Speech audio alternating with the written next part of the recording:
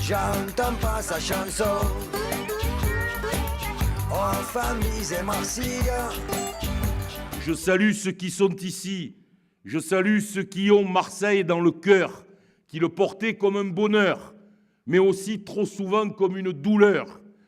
Je vous salue à vous, femmes et hommes attachés aux valeurs, paraît-il, d'universalité de notre ville. Salut à ceux qui puisent dans l'histoire des conflits, des guerres civiles de la vieille Europe, qui puisent leur présence à Marseille. Les Italiens que la misère a chassés de Toscane, du Piémont, de Naples, ceux expulsés par le fascisme qui ont fait tourner nos usines et notre port pendant le XXe siècle. Aux Espagnols, nombreux à Marseille, venus retrouver une république ici. Aux Alpins, aux Gavot, aux Corses, dont Marseille fut le débouché, l'espoir de la modernité et du confort. Aux Français de toutes les régions de ce pays, cadres, étudiants, familles, attirés par le mythe marseillais et parfois déçus par ce mythe. Salut à ceux qui sont ici parce que notre pays a eu une terrible histoire avec le colonialisme. Kabyles employés dès 1880 dans les Tuileries de Saint-Henri, Algériens arrachés à leur village pour participer à faible coût à la reconstruction de notre ville et de la France. Marocains, Tunisiens, enfants de l'Afrique qui ont grandi, aimé et travaillé à Marseille. Oui, salut aux fils et aux petits-fils des Tabors sénégalais, à l'armée d'Afrique qui nous a libérés le 25 août 1944. Salut aux Africains du fleuve Sénégal, ceux du Mali, ceux des Comores, qui constituent la part récente de l'immigration, clôturant l'aventure française en Afrique, ceux aussi de nos départements d'outre-mer. Salut aux Juifs, à ceux de Thessalonique venus les premiers, à ceux de l'Est quasiment éradiqués le 23 janvier 1943 dans la rafle de l'Opéra et dont l'État a reconnu cette année la responsabilité dans cette rafle à la suite de l'intervention que j'ai faite devant le président de la République. Salut à ces Juifs d'Algérie, de Tunisie, du Maghreb, cohorte déracinée, accompagnée de 200 000 rapatriés qui se sont installés dans notre ville en 1962. Salut aux Arméniens, massacrés, victimes du génocide de l'État turc et qui, en 1922, ont reconstruit leur vie ici. Salut à vous tous, Marseillais. Salut à vous tous, c'est vos parents qui ont fait cette ville, qui l'ont construite. Et c'est nous aussi qui aujourd'hui souffrons de voir ce qu'elle est devenue. Quel paradoxe d'ailleurs, quand on égrène l'origine des Marseillais, de voir cette diversité qui est notre spécificité et en même temps de voir la montée de l'extrémisme, la montée du rejet, la montée de la xénophobie et du Front National. Salut à vous tous, Marseillais, qui avez répondu à notre appel, qui vous êtes rassemblés ce soir, parce que conscients que nous nous trouvons à la croisée des chemins, prêts à nous lancer à l'assaut d'un rêve. Un rêve qui prendra corps sous l'effet conjugué de notre travail et de nos efforts. Le moment est venu d'inverser la route qu'a pris notre ville. Le moment est venu de changer ce qui paraît inéluctable. L'effondrement de Marseille est possible. Qu'on continue à ghettoiser, qu'on continue à s'enfermer, et l'irréversible peut arriver. Aimer cette ville ne suffit pas. Célébrer ses valeurs universelles alors qu'on mitraille dans les cités, c'est juste se cacher la vérité. Rien ne sera possible sans le développement économique. Le sens de notre action doit aller vers l'alliance entre le peuple et les créateurs. Plus que d'autres, cette ville a besoin des entreprises. Plus qu'ailleurs, nous devons passer un compromis historique entre notre histoire de lutte, nos particularismes et les entrepreneurs. Sans eux, aucune ressource nouvelle ne sera possible. C'est à cette alliance que j'appelle entre la gauche et les investisseurs. Quelqu'un dans cette salle, qu'il se lève si c'est le cas, croit-il qu'on changera le destin des quartiers nord, qu'on changera le destin des cités du 11e arrondissement ou le destin de la Caillole avec seulement des policiers ou avec l'armée? Quelqu'un ici a-t-il une autre solution que le développement économique qui crée la valeur ajoutée, qui crée l'emploi, qui permet aux familles de se fonder et de prospérer? Près de 50% des habitants de cette ville en sont à la phase marxiste de l'accumulation primitive du capital. Tout ce que nous dirons dans cette campagne, tout ce que nous ferons demain à la mairie doit partir de ce constat. Il nous manque 50 000 emplois salariés privés. Et notre tâche, demain la tâche du maire de Marseille, c'est de créer les conditions de l'arrivée de ces emplois, de leur création, de leur développement sur notre territoire. Ce rêve que j'ai pour Marseille, c'est celui d'écrire cette histoire, forgée dans notre destin commun. Ce rêve, c'est de transformer notre ville dans un immense effort collectif et un débat de rassemblement. Il y a longtemps, beaucoup d'entre vous me connaissent ici, que j'ai voulu m'engager.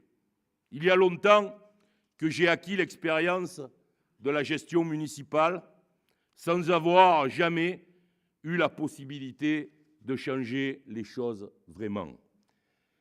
Bien trop jeune sous Gaston Defferre, opposant sous Jean-Claude Gaudin, maire de secteur depuis 5 ans, si proche des problèmes, si conscient des solutions, mais de par la loi, juridiquement incapable d'agir.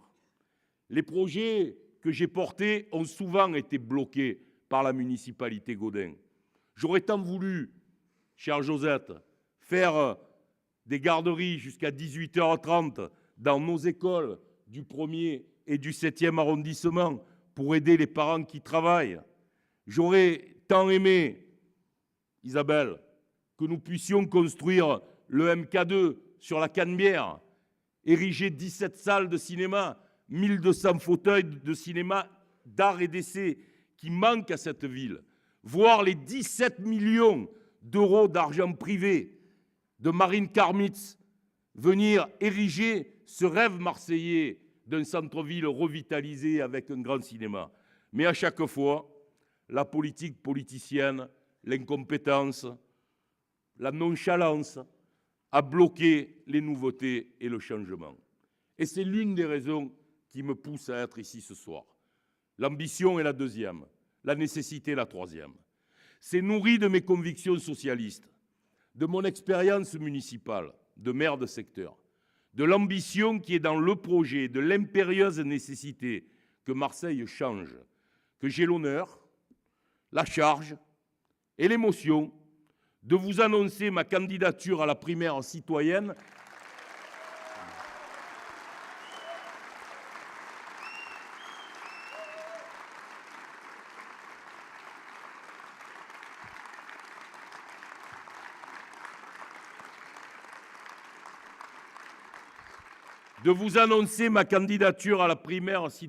qui désignera le candidat socialiste à la mairie de Marseille.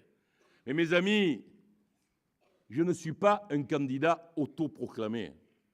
Je sais plus que quiconque que je n'attendrai ma nomination ni de l'Élysée, ni de Matignon, ni de la Fédération du Parti socialiste.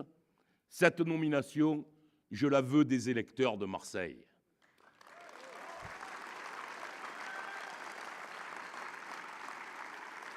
Cette nomination sera une élection dans le cadre de la primaire.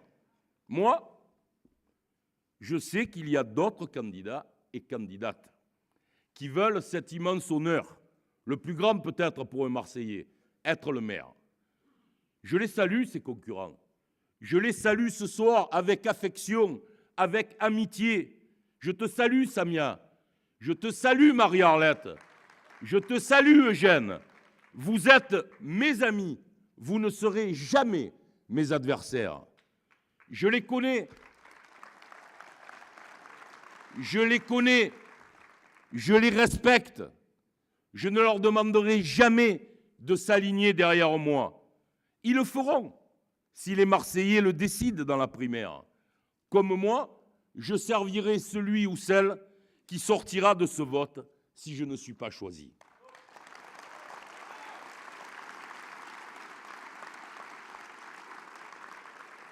Je sais que cette désignation, il faudra l'arracher.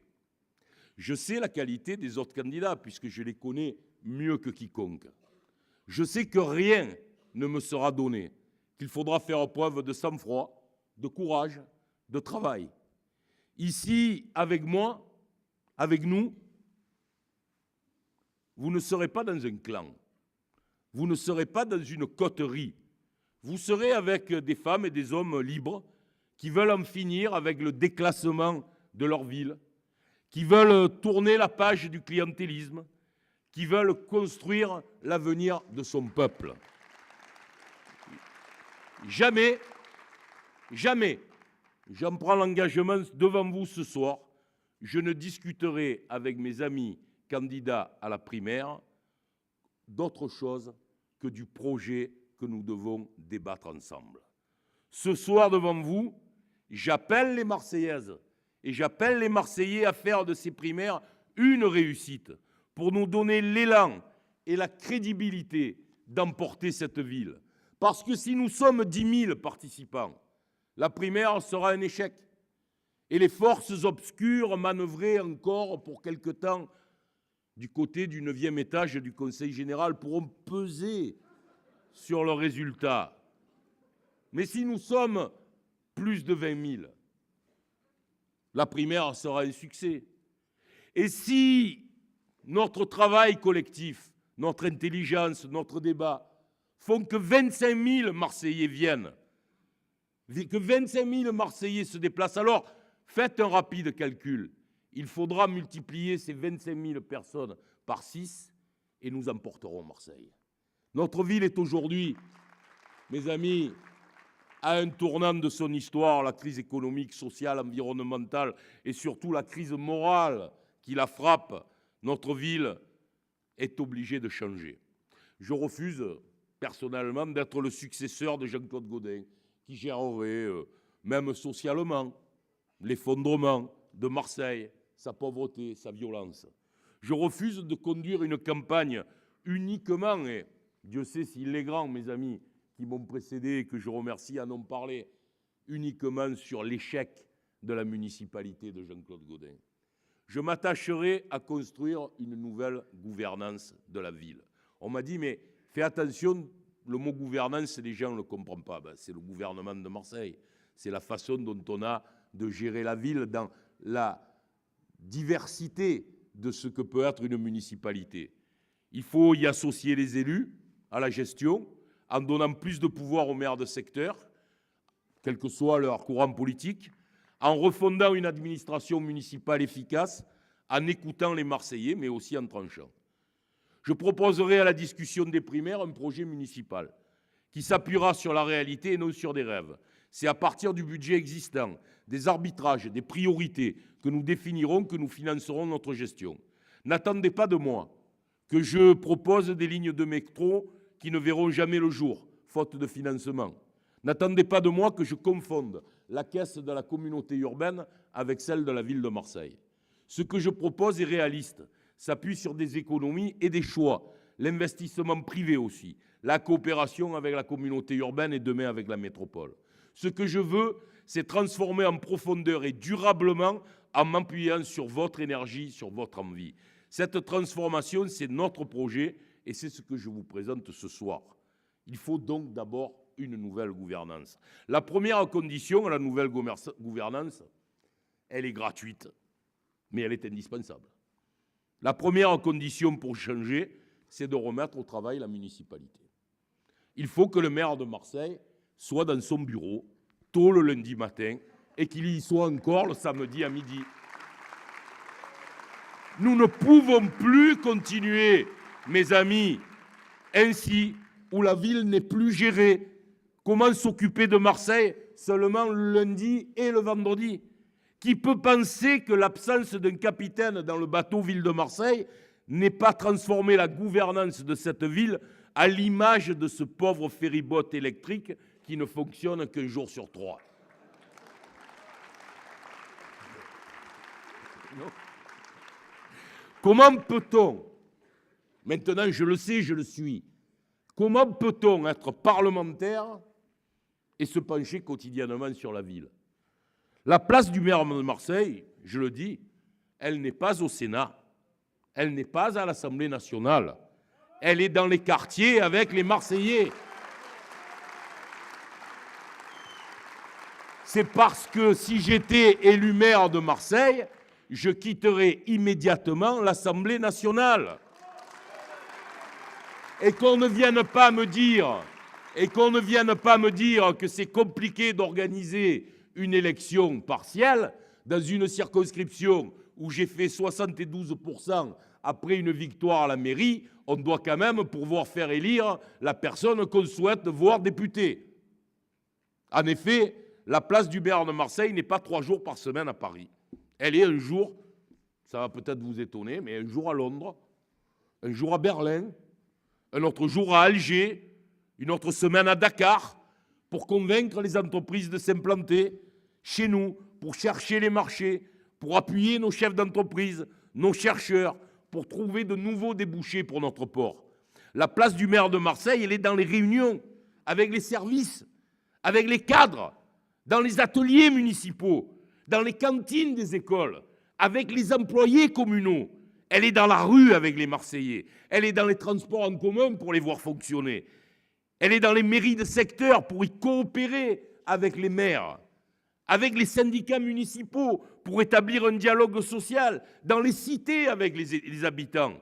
Le maire de Marseille doit être à la fois l'inspirateur politique de la ville, l'arbitre des choix, le chef de l'administration municipale, mais il doit être aussi l'ambassadeur qui va chercher les entreprises pour qu'elles s'installent ici et qui négocie avec les groupes français et internationaux qui libèrent les énergies de la création, du travail et de l'entreprise.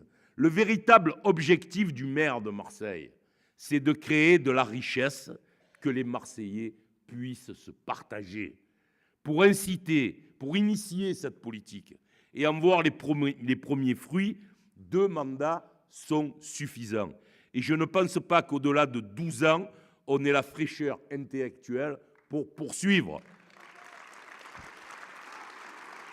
Alors, comme dirait Guy Tessier, que je cite rarement, mais je ne vais pas me gêner, vous imaginez 24 ans. Et puis, une fois qu'on a dit ce que devait faire le maire, comment il devait se comporter, il faut qu'il redonne une espèce de parole aux Marseillais. Il y a quand même quelque chose qui est très étonnant dans cette ville depuis quelques années. Elle est sous tension. Les manifestations se multiplient devant la mairie. On ne répond jamais à personne, mais les gens sont là. Des pétitions citoyennes font florès. Les Marseillais ne se sentent pas écoutés. Des réunions de concertation deviennent problématiques. Des élus sont obligés de partir. Je l'ai lu, je crois, à la Provence, il y a 2 jours, de la concertation sur les Hauts de Mazargues. Les Marseillais sont exaspérés. De plus en plus de collectifs voient le jour. Le système Gaudin s'est déconnecté des Marseillais. Enfermé dans son bureau, tel la tour d'ivoire du Vieux-Port, voit-il même monter la colère contre l'immobilisme. Incapable d'écouter, Gaudin a mis à bas le système de concertation spécifique à notre ville. Il faut donc le vivifier, le rénover, l'élargir, et nous le ferons en permettant à la loi Vaillant sur les conseils de quartier de voir le jour. J'entends déjà les craintes des CIQ, mais je veux les rassurer. Ils auront toute leur place, mais comment peut-on aujourd'hui faire abstraction des clubs sportifs, des parents d'élèves, des collectifs, de tout ce qui ne s'occupe pas de la rue et des poteaux? Il y a quand même dans cette ville autre chose que simplement l'environnement immédiat en bas de chez soi, même s'il a une importance considérable. Comme maire, j'organiserai les grandes concertations préalables aux enquêtes publiques et j'en ferai le compte rendu transparent. Ça aurait dû être fait sur le PLU. Chaque maire de secteur devra se doter d'une commission des permis de construire. Sur les 5 sujets principaux, école, sécurité, culture, sport et propreté, je créerai une commission extra-municipale composée de personnalités, des CIQ, des associations qui donneront leur avis en toute indépendance. Il s'agira ensuite pour le maire de l'écouter ou pas. Mais nous avons besoin de cette respiration. Il faut ensuite décentraliser la ville. Marseille est une grande ville, 214 km², 862 000 habitants. D'abord, il faut que s'applique enfin la loi de 1982, Paris-Lyon-Marseille, et que toute l'organisation municipale, élus et services, soit tournée vers cette décentralisation qui doit s'accroître pour assurer une proximité réelle avec les pouvoirs clarifiés et des réponses efficaces. Le maire de Marseille devra décentraliser la gestion et l'entretien et la rénovation des écoles communales.